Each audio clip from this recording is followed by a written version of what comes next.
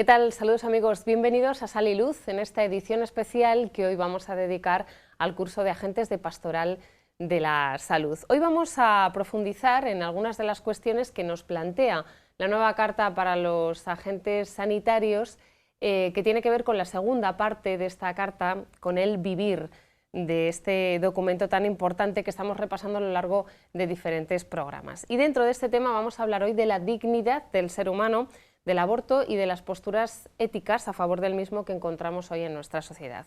Y todo esto lo vamos a compartir con el doctor Luis Fernando López Almodóvar, que está con nosotros. Luis Fernando, ¿qué tal? Bienvenido. Buenas noches, bien hallada. Bueno, vamos a hablar con él, decir simplemente que todo aquel que tenga alguna duda a propósito del tema que vamos a plantear hoy, pues también vamos a ofrecer un correo, que es el correo del Secretariado de Pastoral de la Salud. Dirigen ahí su pregunta, su cuestión, y en el programa siguiente se lo resolveremos. Bueno, hablamos del embrión, y yo creo que podríamos empezar definiendo lo que es un embrión. Bueno, pues el embrión, al estudio del embrión se encarga una parte de la anatomía y de la fisiología, que es la embriología. Ahí podemos ver cómo incluso hay libros, tenemos ahí el libro clásico por el que estudia pues, la mayoría de la gente que hace la carrera de medicina. Este libro, pues la primera edición es del año 65, sí. Y vamos ya por 14 ediciones. Esta es la portada de la edición inglesa, que es la última que ha salido, todavía no está traducida al castellano, pero bueno, pues tenemos la traducción, sí, de otras ediciones. Entonces, lo primero que tenemos que decir es que el desarrollo de una nueva vida, de un nuevo ser humano, desde el punto de vista de la medicina, ahora y en el año 65 se inicia con la fecundación, hecho que ocurre cuando se fusionan los dos gametos, el masculino y el femenino, y se produce una nueva célula que es diferente a las células de las que procede. A esa primera célula, ese digamos primer embrión de una sola célula, es a lo que llamamos cigoto. Posiblemente luego después pues ese cigoto se va a dividir, va a tener dos células, 4, 8, 16 y así pues hasta los millones de células que conforman el recién nacido. Es importante señalar que estamos ante un nuevo ser, a un nuevo ser vivo, aunque esté formado por una célula, porque precisamente la célula es la unidad morfológica y funcional de los seres vivos. Entonces estamos ante un nuevo ser, lógicamente vivo. Porque muchas corrientes que defienden el aborto ahora hablan precisamente de eso, de células. Es un conjunto de células, pero nos estás diciendo que, claro, que son es un conjunto de células, pero es un ser vivo. Efectivamente, es un conjunto de células, como por ejemplo el ser humano también es un conjunto de células. No podemos entrar en si son 2, 4 claro, o una, ¿no? Y llamamos ser vivo humano porque tiene un material genético que es específico de la especie humana. Todos hemos oído hablar de que compartimos el 90 y tantos % de los genes con el mono e incluso sí, con la mosca del vinagre. Eso es cierto, pero lo que nos hace diferentes no son los genes que compartimos, sino los genes específicos propiamente de la especie humana. Entonces, desde esa célula primera, que es el cigoto, ya podemos ver que hay un tipo de secuencias, que son las secuencias ALU, que son específicas de la especie humana y que no tienen ni el mono, ni la mosca del vinagre, ni otro tipo de animales más alejados de nosotros en la escala evolutiva. ¿Podemos hablar, por lo tanto, de preembrión? Bueno, el concepto de preembrión no es un término médico, ni es un término científico, es un término que se instauró en una reunión en la que bueno, pues personas que votaron a favor luego reconocieron las presiones que habían recibido, y el término preembrión se refería al embrión de menos de 14 días antes de la implantación en el útero. Es una división totalmente artificial que no tiene nada que ver con la medicina y que lo único que trataba era de justificar pues, la manipulación que se podría hacer con este tipo de embriones antes de su implantación. pero como ya digo, no es un término médico, fue un término que se utilizó únicamente como justificación y con muchas presiones. Yo siempre digo de broma que el preembrión existe. O sea, ¿qué hay antes del embrión? Pues los gametos que lo han formado. Eso es lo que hay antes del preembrión. Pero es que los gametos se llaman gametos, o sea, ya tiene otro nombre, y son unas células además muy particulares porque, bueno, yo creo que todos sabemos que las células humanas tienen 46 cromosomas, 22 parejas de cromosomas y una pareja más, que es el cromosoma la pareja que determina el sexo. Bueno, pues la dotación cromosómica de los gametos, por un procedimiento que se llama meiosis, tiene justamente la mitad de esos cromosomas. Los gametos tienen solamente 23. ¿Con qué objeto? Pues con el objetivo de que cuando se produce la fecundación, el cigoto vuelva a tener los 46 cromosomas de la especie humana, porque si los gametos tuvieran 46 cromosomas, no se hubiera hecho esta reducción meiótica, pues entonces el cigoto tendría el doble, 46, 92, y las siguientes células tenía el doble, entonces sería ya una desproporción genética. Es la única célula del organismo que tiene una dotación cromosómica reducida a la mitad. Bueno, vamos a seguir hablando de esto porque, claro, si no podemos hablar de preembrión, sino que el embrión es desde el primer momento de la concepción, tenemos que hablar de un ser vivo y, por lo tanto, de un ser humano en este caso, de una dignidad, ¿no? Sí, bueno, la dignidad del embrión depende del estatuto, o sea, de las características que le demos al embrión, ¿no? Lo más importante para el embrión es si tiene dignidad de persona. ¿Por qué? Pues porque las personas son las que en el ordenamiento jurídico actual tienen los derechos. Entonces, es muy importante que determinemos si el embrión es una persona. Ya sabemos que el embrión es un ser vivo, aunque inicialmente esté formado por una célula, rápidamente pues va creciendo. Es un ser vivo humano, o sea, está dotado de vida, está dotado de capacidad de automovimiento, aunque sea una célula. Entonces, ¿le podemos dar esa dignidad de persona? Pues si vemos, recurrimos a la diapositiva, la definición clásica de persona pues viene del siglo V de Boecio. Tiene mucha repercusión del filósofo, ¿no? Bueno, siempre que cuando se habla del filósofo, uno se refiere a Aristóteles, ¿no? Entonces, la definición clásica de persona es la de sustancia individual de naturaleza racional, es decir, un ser individual, si queremos no usar la palabra sustancia, que es muy aristotélica y que a lo mejor nos puede chocar un poco, pues un ser individual. Ya hemos visto que el cigoto, que es la primera célula de esa nueva vida, de ese embrión, es ya un ser individual, totalmente diferente genéticamente a los gametos de los que proviene y totalmente diferente a la dotación genética de los padres, ¿no? Y bueno, de naturaleza racional, que nos está haciendo ver que nos estamos refiriendo a la propia especie humana, ¿no? Aunque muchas veces uno duda de si el ser humano es muy racional, pero bueno, vamos a aceptar que al ser un ser humano de naturaleza, un ser vivo individual de naturaleza racional, pues le podemos asignar esa dignidad de persona. Ya digo que esto es un concepto filosófico, la biología no atribuye conceptos no atribuye esa dignidad de persona, pero esto es muy importante porque en el momento que podamos justificar que el embrión es una persona, pues va a ser subsidiario pues, de todos los derechos que tienen las personas.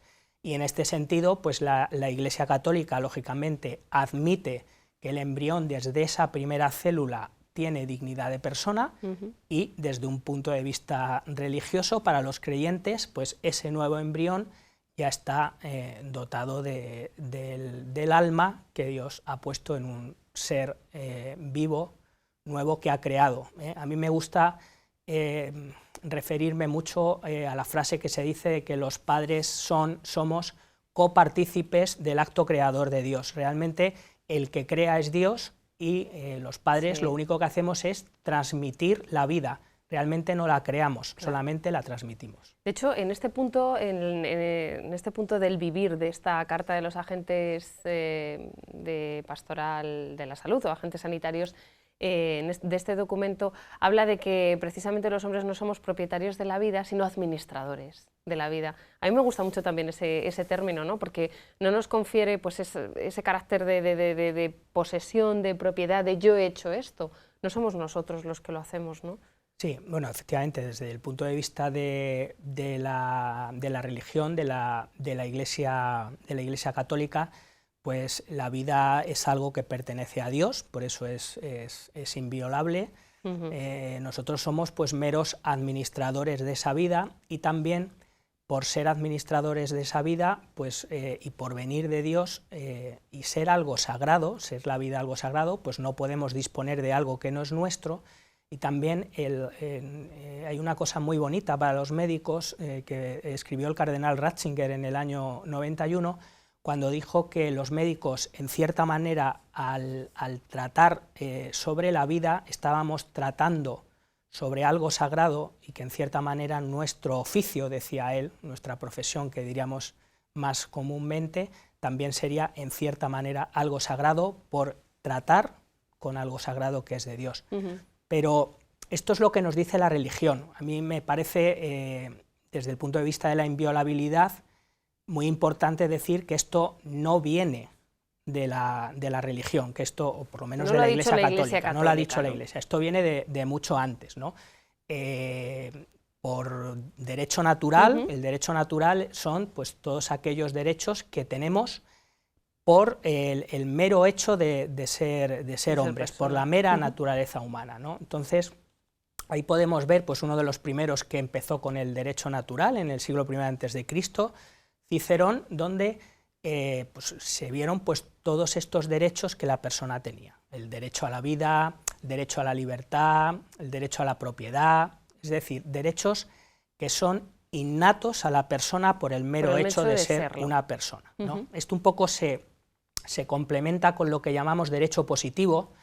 El derecho positivo son los derechos que tenemos no por el hecho de ser personas, sino por una especie de consenso que ha hecho el legislador, ¿no? Tenemos muchos ejemplos, ¿no? Por ejemplo, todos los códigos deontológicos, la misma Constitución española, son derechos de la persona porque una serie de legisladores han decidido. Es cierto que muchos aspectos del derecho positivo se toman del derecho natural. O sea, claro. Porque me puedes decir, el derecho a la vida está en la Constitución, efectivamente, pero eso se toma del derecho natural, ¿no?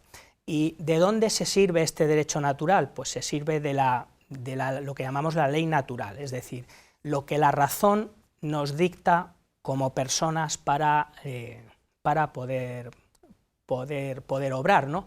Aquí decía Santo Tomás, que no fue lógicamente el inventor de la ley natural, explicaba que el obrar sigue al ser, es decir, nosotros actuamos como personas humanas consecuentemente a lo que somos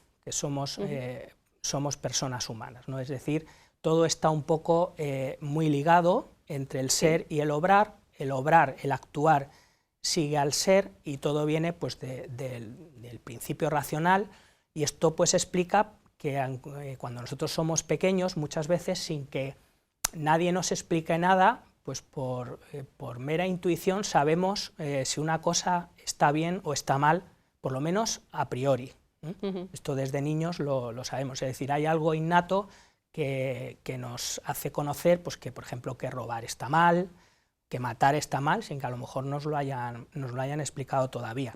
Lógicamente, en el asunto del cristianismo, la ley natural pues, está fundamentada en lo que sería la ley de Dios, y que muchas religiones han tomado también, ¿eh? O sea, si acudimos no ya a las religiones cristianas o al Islam, sino incluso a una religión que es más una ética que una religión, como es el confucianismo, pues los principios éticos del confucianismo están basados también en lo que sería la ley natural, y ellos pues saben que no se debe matar, que no se debe robar, que no se debe codiciar lo ajeno, Quiero decir, son principios que llamamos de ley natural, que en este caso pues la religión católica también ha incorporado, pero son previos a la... Pero no los ha inventado ella, no los ha por así inventado, decirlo, ¿no? Bueno, hablamos de indisponibilidad de la vida, inviolabilidad de la vida de la persona humana desde el momento de la concepción, por lo tanto hablamos de que bueno, pues prohíbe el aborto, ¿no? la Iglesia Católica, ¿no? Porque es una violación de un derecho fundamental que es el derecho a la vida del ser humano. Aquí hay que distinguir, bueno, ¿qué es un aborto? Lo primero, y distinguimos entre aborto provocado y aborto espontáneo, que creo que la gente tiene mucha confusión. Sí, la gente tiene confusión. El aborto existe, el aborto espontáneo es una de las causas de hemorragia en el primer trimestre. Es, vamos a decirlo, una enfermedad, ¿no? Aunque ahora explicaremos que no es exactamente una enfermedad, sino que es la mayoría de las veces un fallo genético. Entonces, en obstetricia, en ginecología, ¿sí? El aborto es la finalización de una gestación antes de que el feto, ¿sí?, sea capaz de vivir fuera del seno materno. Eso hoy día está aproximadamente en las 20-22 semanas. Aproximadamente 500 gramos. Es decir, aunque te parezca, sí, te parezca extraño, en la medicina perinatal ha evolucionado mucho y hoy día, pues, por encima de los 500 gramos, un feto, un bebé puede salir adelante. No quiere decir que salgan todos, pero puede salir adelante. También te digo que por debajo de 500 gramos, pues cada vez más, pero hasta ahora pues han sido excepciones los recién nacidos que han podido sobrevivir, ¿no? Entonces, si hablamos de finalización, de una finalización de una gestación, pues esto ocurre en al menos el 20% de las gestaciones, si no en más. Es decir, esto no es nada infrecuente en la especie humana y el aborto espontáneo y es frecuente en otras especies animales. Yo a veces hablando con veterinarios, pues ellos te lo cuentan, que hay algunas especies animales donde el aborto es muy frecuente, ¿no? ¿Por qué se produce un aborto? ¿Qué causas tiene? Pues hemos dicho más o menos 20 semanas, ahí podemos distinguir dos grandes grupos, ¿no? Aproximadamente hasta la semana 12-14, el aborto se produce por alteraciones cromosómicas. Por alteraciones cromosómicas la mayoría de las veces. Pues eso significa, pues hemos estado hablando que la célula humana tiene 46 cromosomas, 23 pares, ¿sí? Pues, por ejemplo, es lo que ocurre en las trisomías. Cuando uno de una pareja de cromosomas, en vez de una copia del padre y otra de la madre, pues tiene 3 cromosomas. Solamente cuando explicamos esto, siempre decimos, ¿cuál es la trisomía más frecuente que hay en el organismo? Y todo el mundo contesta el síndrome de Down. Y no. El síndrome de Down es la más leve, porque todos sabemos que chicos con síndrome de Down pueden vivir mucho tiempo. Solo hay 3 trisomías compatibles con la vida humana. El síndrome de Down, que uno pues, puede vivir razonablemente bien, síndrome de Edwards, que es la trisomía del cromosoma 18, uno puede vivir como mucho, a lo mejor 8 o 9 meses, tiene la supervivencia muy limitada, y la otra trisomía compatible con la vida es el síndrome de Patau, que es la trisomía del cromosoma 13, uno puede vivir a lo mejor 1 o 2 meses. O sea que, aunque la gente piense que el síndrome de Down es la trisomía, la enfermedad cromosómica más grave, es todo lo contrario, es la más leve. De hecho, se sabe que las trisomías más frecuentes que provocan el aborto pues son las del cromosoma 16, la del cromosoma 22, e incluso hay muchas trisomías que no se conocen, es decir, no se han podido detectar en los abortos. ¿Y por qué? Pues porque debe tratarse de aberraciones cromosómicas tan importantes que probablemente la mujer ni llegue a darse cuenta que está embarazada y se ha producido el aborto, pues a lo mejor en cuestión de horas o pocos días, ¿no? sin que lo sepa, ¿no? Entonces, esto es muy importante entenderlo para evitar en la mujer un sentimiento de culpa, un sentimiento de enfermedad que realmente no se corresponde con la realidad. O sea, esto es un hecho biológico que al fusionarse los dos gametos, pues ha habido ahí una multiplicación que se ha hecho mal y uno de los cromosomas se ha multiplicado 2 veces, ¿no? Y esta es la principal causa del aborto precoz. Hay otro tipo de aborto que llamamos el aborto tardío, que no es de causa cromosómica y es por a partir de la 12 hasta la 20 como entre la 12 y la 20 serían mujeres pues que el cuello del útero es insuficiente y para que entendamos como que el embrión, el feto por el peso se cae, ¿no? Entonces esto tiene una solución. Probablemente la primera vez que te ocurre no la tiene porque no lo sabías, pero esto se soluciona poniendo un dispositivo que se llama cerclaje, que evita que el embrión caiga a través del cuello del útero. Y nazca antes de tiempo. Lógicamente, luego antes del parto esto se retira y no hay ningún problema. Pero sí hay que señalar que el aborto espontáneo ocurre en la especie humana, que no es culpa de nadie, por supuesto, no es culpa de la mujer, y que aunque bueno, pues haya personas que por otros condicionantes, que ya sería muy largo de explicar, pueden tener abortos repetidos a lo largo de su vida, en principio esto no tiene nada que ver ni con lo que ahora después vamos a hablar, ni con nada. Una cosa que se me ha pasado decir con respecto a la distinción entre embrión y feto, es una cosa también muy bonita, y es que la embriología solamente estudia 8 semanas del desarrollo. ¿Por qué solamente estudia 8 semanas? Porque a partir de la 9ª semana ya no hay formación de ningún órgano ni nada nuevo. Es decir, el ser humano está tan maravilloso. Hecho. Me va a permitir la expresión. En las primeras 3 semanas son un poquito estas, partimos de una célula, 2, vamos multiplicando. A partir de la 3ª semana comienza la formación de los órganos y a partir de la semana 9 solo hay crecimiento y maduración de esos órganos. Esto es muy bueno para los estudiantes porque cuando uno estudia embriología solamente estudiamos 8 semanas. A partir de la 9ª semana, desde el punto de vista anatómico, desde el punto de vista funcional, no hay nada que estudiar porque todo el embrión está formado. Por eso, embrión 8 semanas, a partir de la 9ª semana ya hablamos de feto. Qué interesante esto porque, bueno, luego hablaremos de la ley de plazos, ¿no?, que permite el aborto hasta muchas más semanas después de esas 9 semanas, cuando ya está todo decidido, entre comillas, en cuanto a formación de ese ser, ¿no? Claro, esto lo tenemos que contrarrestar con lo que se llama el aborto provocado. El anterior que hemos hablado sería el aborto espontáneo, algo meramente médico, biológico, si se le quiera llamar, que tiene unas causas. Lo que la gente, digamos, vulgarmente o coloquialmente llamamos aborto, nos referimos al aborto provocado, ¿no?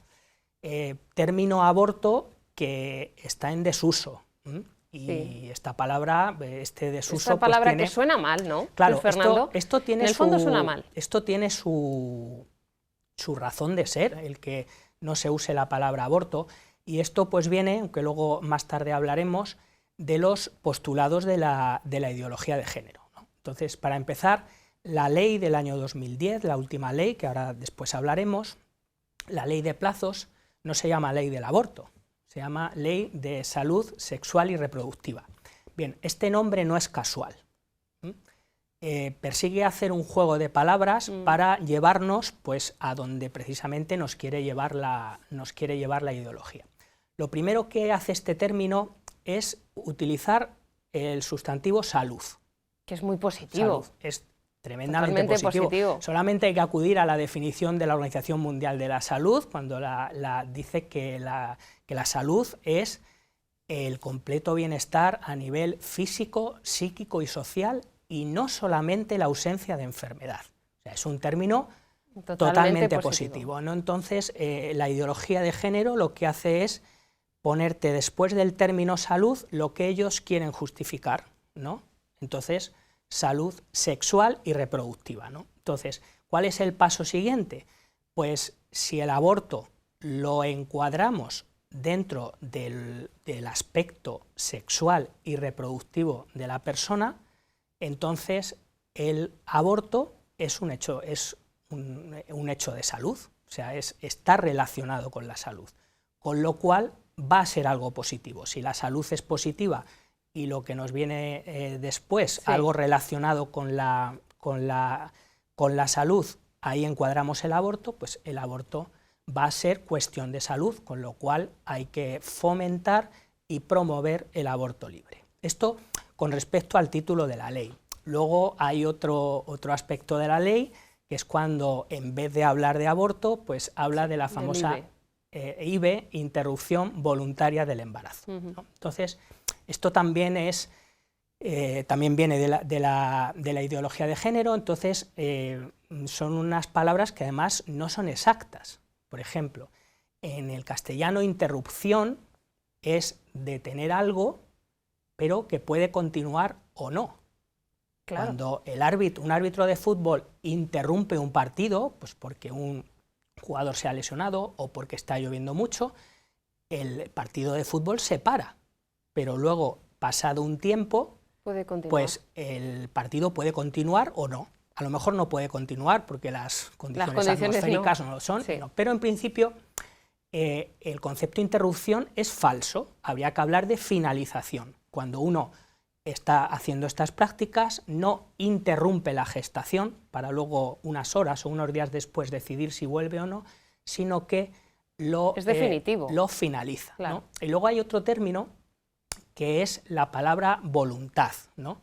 Esto también viene de una feminista del feminista radical del siglo pasado, canadiense, aunque afincada en Nueva York, Firestone. No digo su nombre porque provenía de familia judía y el nombre es muy difícil de pronunciar, sí, y muy difícil de escribir, pero Firestone defendía pues, que la mujer es dueña de sí misma desde el punto de vista de la maternidad y que además no necesita colaboración del varón para tener una gestación, ¿no? Entonces, claro que hay que respetar la voluntad de la mujer, faltaría más, pero con respecto a esto hay que hacer dos objeciones, ¿no? Una objeción es que hay que respetar la voluntad de la mujer, pero esta decisión hay que tomarla antes y no después del embarazo. O sea, lógicamente la mujer es libre de no querer tener una gestación, pero esa decisión hay que tomarla antes. Y luego, pues, algo que también la ideología de género excluye, que es la participación del varón, que digo yo que algo tendrá que decir y algo de responsabilidad puede tener en todo esto, ¿verdad? En todo esto. Bueno, pues vamos a hacer aquí una pausa y luego hablamos de esa ley de plazos, la ley de supuestos, que es anterior, y de las distintas, digamos, teorías o posturas éticas a favor del aborto que existen en nuestra sociedad. Enseguida estamos aquí de nuevo.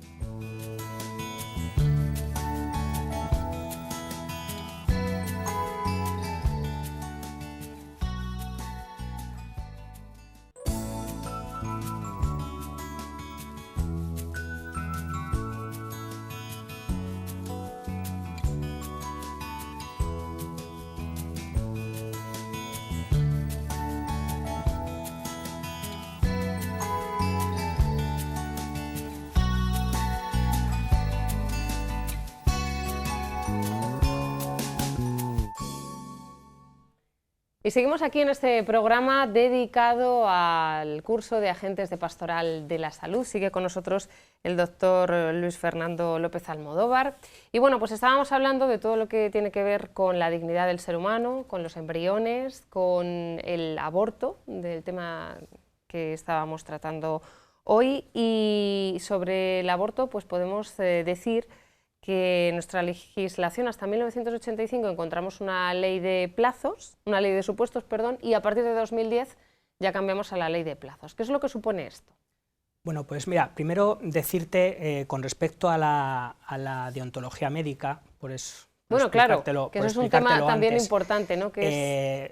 Ante algo que realmente estas leyes lo que hacen es despenalizar el aborto, es decir, hay una serie de supuestos sí, en los cuales la mujer que se acoge a esos supuestos no va a la cárcel. Esto no tiene nada que ver con aspectos morales, digo porque muchas veces uno justifica, ¿no? Tendemos decir, a bueno, pensar que lo que está permitido por claro, ley es como bueno. está permitido por ley, esto está bien. Claro. Esto no tiene nada que ver, ¿no? De hecho, en la diapositiva tenemos una inscripción en griego y en latín del juramento Sí. hipocrático. El juramento hipocrático es del siglo V antes de Cristo, no tiene nada que ver con la Iglesia católica ni nada, y ya ahí se decía que el médico no estaba, no tenía que dar abortivos a la mujer, ¿no?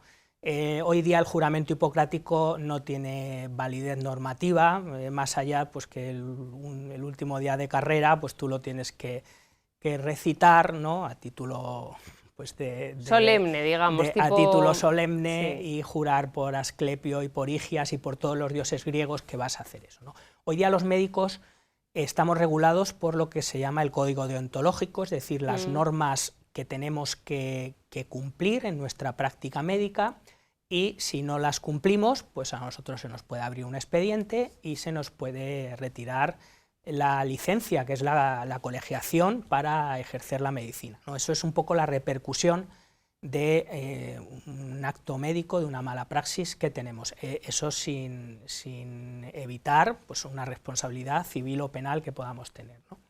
Entonces, desde el punto de vista de la deontología, en el capítulo 12 del Código Deontológico se habla de la reproducción humana, y ahí se nos dice que el médico, lógicamente, tiene que proteger al embrión desde el momento de su concepción, pero al surgir este tipo de leyes, haya o no objeción de conciencia, nosotros estamos obligados a informar a la mujer gestante de que tiene derecho al aborto, si lo cree conveniente, y también estamos obligados a informarla de las posibilidades o recursos que tiene si decide seguir continuar adelante con su embarazo. Es decir, el código nos habla de informar, por supuesto, sin ocultar y sin manipular este tipo de información. Esto es a lo que estamos obligados desde el año 2010, que hubo que reformular el código con la ley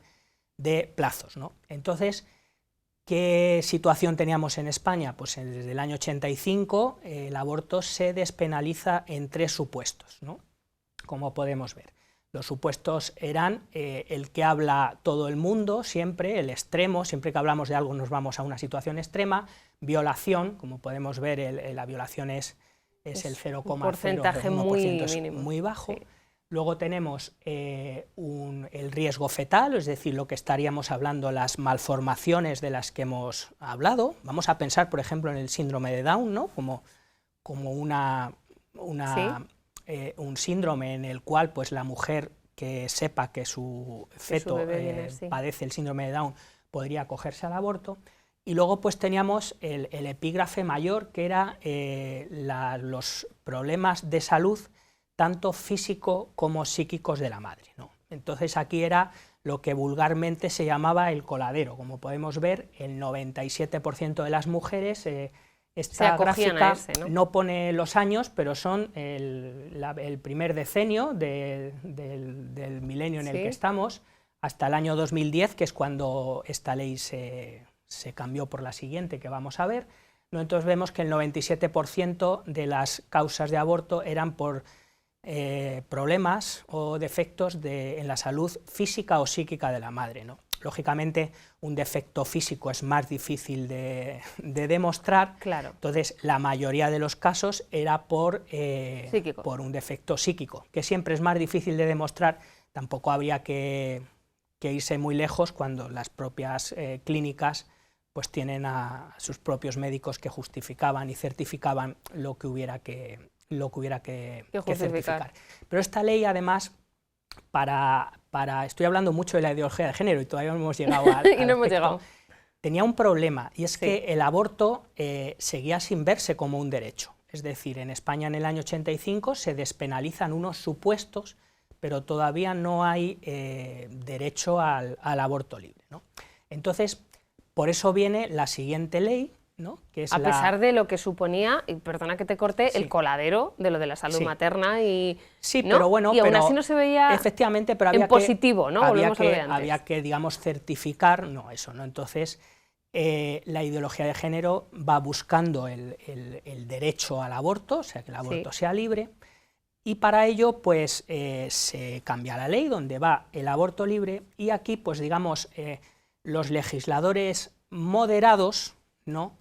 Meten como una especie de traba que serían los plazos, ¿no? Es decir, bueno, pues le vamos a dejar a usted que aborte libremente en las primeras 14 semanas, pero a partir de la semana 14 esto ya no se lo vamos a permitir.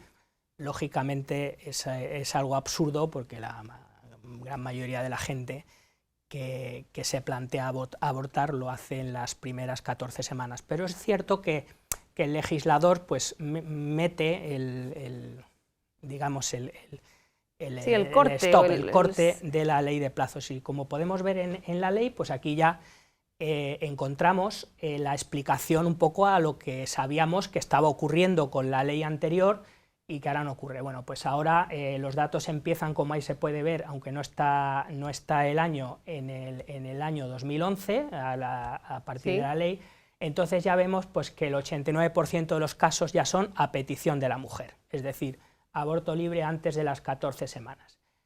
Seguimos teniendo las anomalías fetales aproximadamente en el 3%, exactamente el mismo porcentaje que teníamos con la ley de sí, supuestos, porque lógicamente las anomalías no tienen por qué ser más frecuentes en esta década que en la anterior. Y ya, pues bueno, pues el grave riesgo para la mujer embarazada, que antes era del 96%, como hemos recordado, ya baja al 7%, con lo cual, pues realmente, aunque se ha puesto el plazo de las 14 semanas, en la práctica, pues lo que hay en España es un ejercicio de aborto libre que está regulado por ley.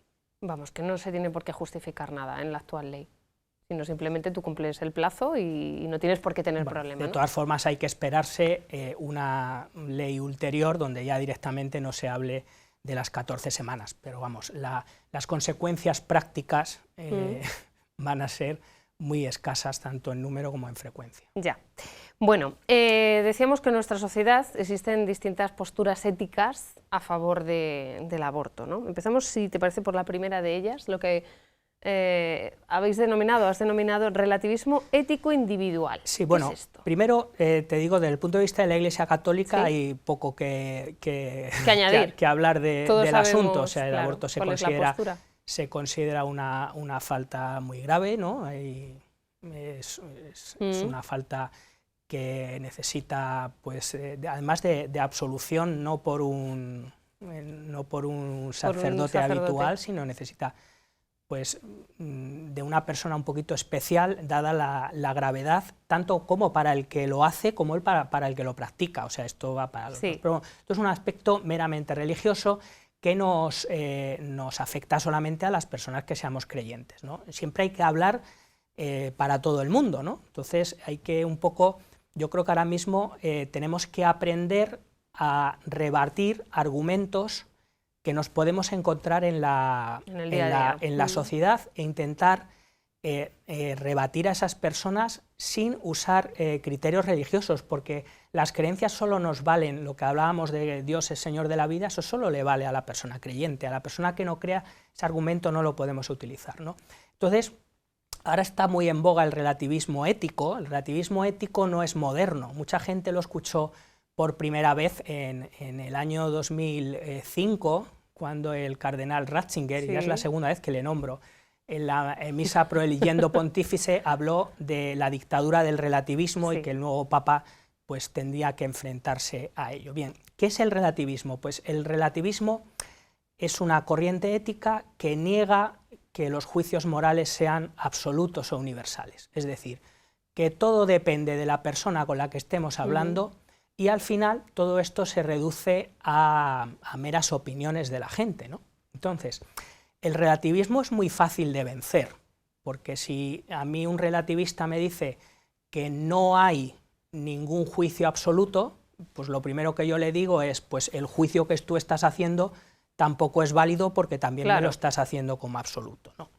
¿Qué te contestan ellos? Pues dice, bueno, sí, llevas razón, pero yo realmente no estoy hablando de los juicios en general, sino solamente de lo relacionado con la moral, pero yo te acepto pues ciertas reglas, ¿no?, a la hora de hacer un juicio, pues también caen en su propia trampa. Si tú separas juicio moral de reglas formales en el juicio, pues también estás haciendo otro juicio que según tu opinión pues es relativa, ¿no? Y la tercera razón que te doy, pues si la frase importante del relativismo es pues que todos los juicios son relativos, pues lo contradictorio a esto sería que algún juicio no es relativo. Y todos sabemos por la práctica que realmente hay juicios que no son relativos, con lo cual la defensa del relativismo se cae un poco por su propio peso, ¿no? Pero bueno, por ir un poquito específicamente a los tipos de posturas de relativistas que hay uno primero que es muy interesante, que es el que hemos llamado relativismo individual, ¿no? Esto se da en muchas personas, incluso católicas, ¿no?, que hablas con ellas y te dicen, bueno, sí, esto del aborto está mal, yo no lo comparto, pero esto depende de la vida privada de cada persona, de lo que cada uno hace, y luego te añaden, y hay que juzgar en conciencia, ¿no? Y hay que respetar, ¿no? Hoy día hay que respetar, ¿no? Bueno, pues, ¿qué hay que decir ante esto? Bueno, pues efectivamente hay que actuar en conciencia. Claro, es que un acto que no es consciente, o sea, que es inconsciente o que es reflejo automático, no es juzgable. Entonces, pero hay que diferenciar una cosa. Una cosa es respetar la acción, que por supuesto hay que respetarla siempre, toda persona es libre para actuar como quiera, y otra cosa es el juicio que se está haciendo.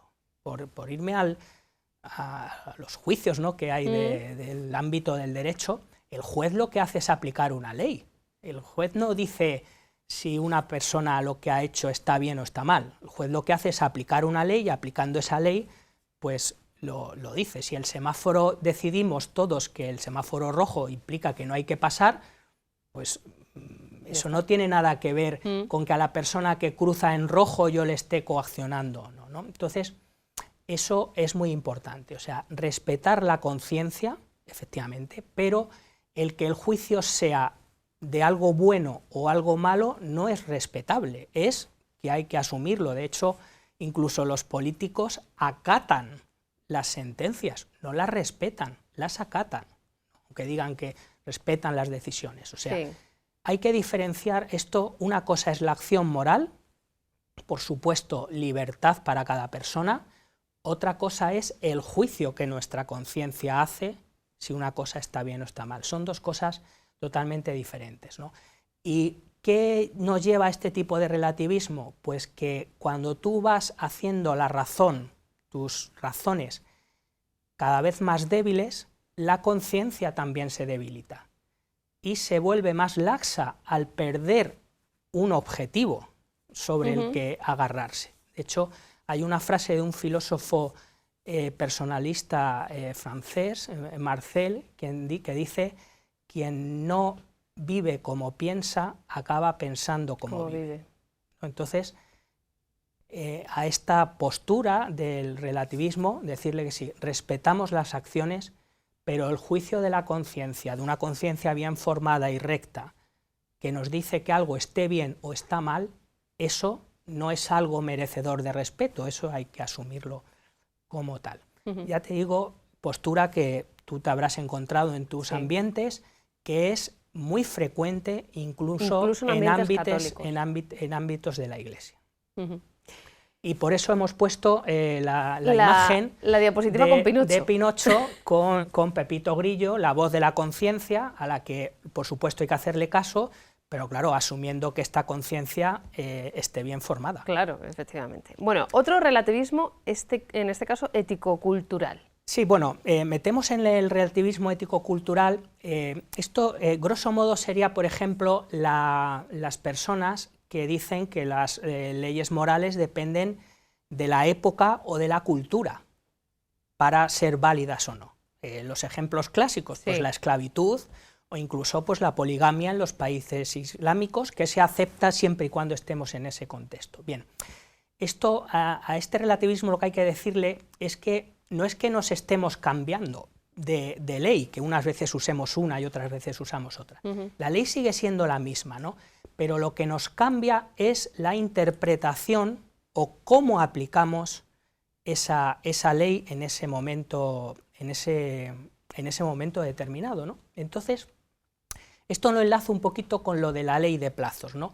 El relativista, digamos, hemos llamado cultural o de la época, ¿qué te diría en este caso? Te decía, pues mira, yo por supuesto admito que la persona tenga dignidad, no tengo ningún problema en admitirlo, pero lo que pongo en duda es que el embrión sea persona. Y volvemos un poquito al principio de la charla, ¿no?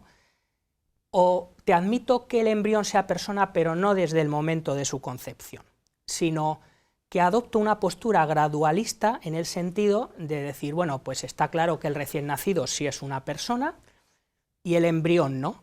Y entonces aquí me meto en una pendiente en la cual yo, de forma arbitraria, y eso es reconocido por ellos mismos, tengo que poner un punto de corte, ¿no?, para poder explicar esto. Es decir, a partir de cuándo el embrión ya le considero persona y, de forma subsecuente, ese embrión ya se beneficia pues, de todos los derechos humanos que tiene la propia persona, ¿no?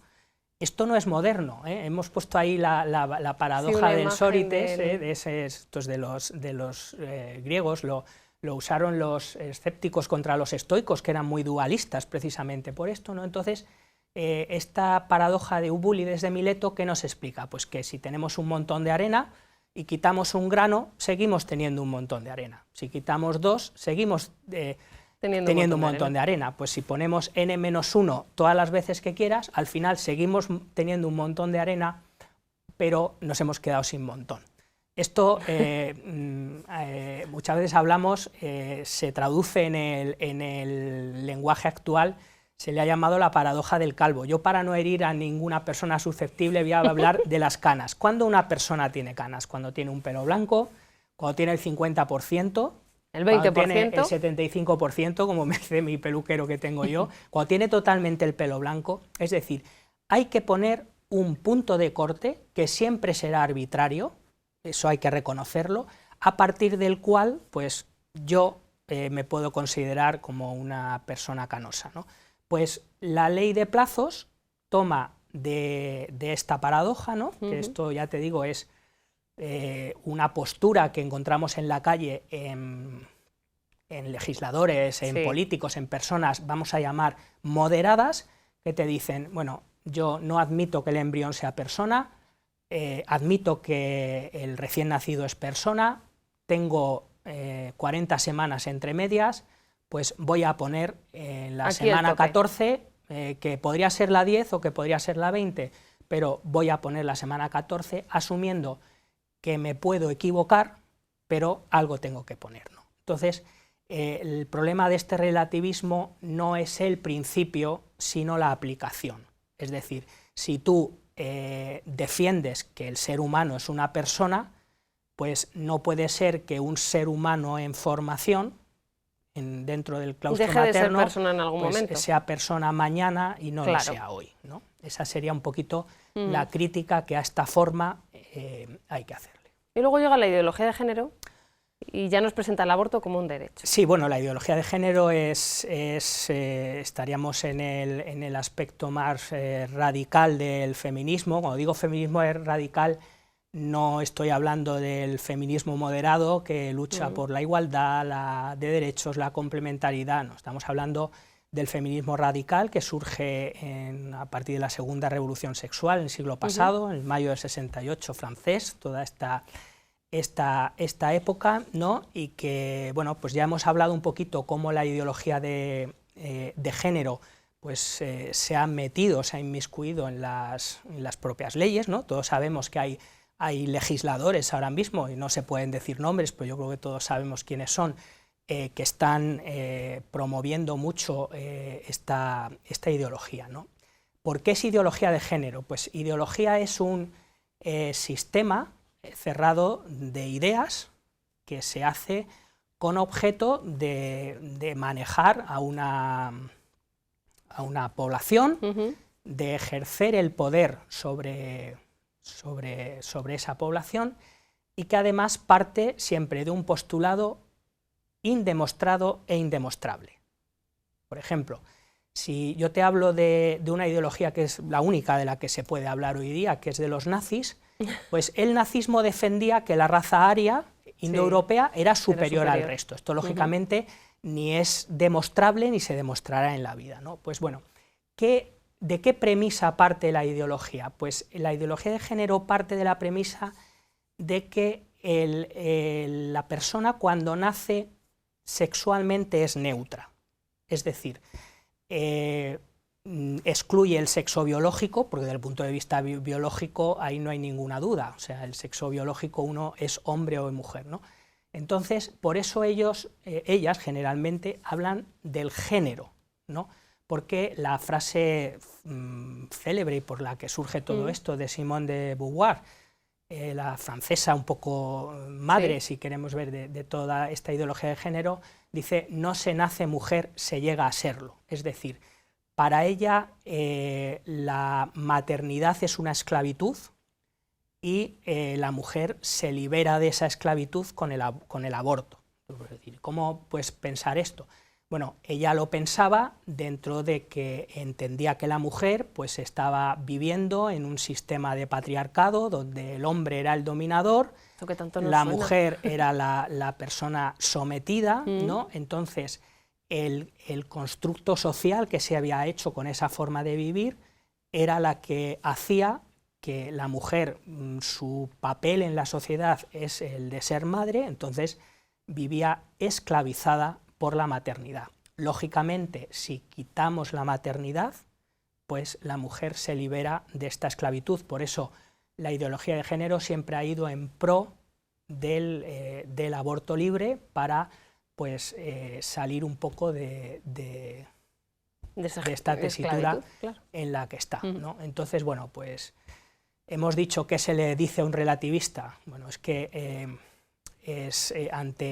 ante un pensamiento como este puramente ideológico, donde se parte de unas premisas que no tienen razón de ser y que el único objetivo es la manipulación de las masas y el ejercicio del poder, pues yo creo que lo único que se puede hacer es defenderse, tener argumentos y poder rebatir, aunque muchas veces es difícil, ¿no? Porque es gente que no se deja interpelar y que, bueno, es lo que la mera ideología trata de imponernos. Una vez más, nuestra vida, nuestro ejemplo, pueden ser lo que les pueda hacer cuestionarse, ¿verdad? Si eso que piensan o eso que defienden pueda ser verdad. Bueno, ahí lo dejo.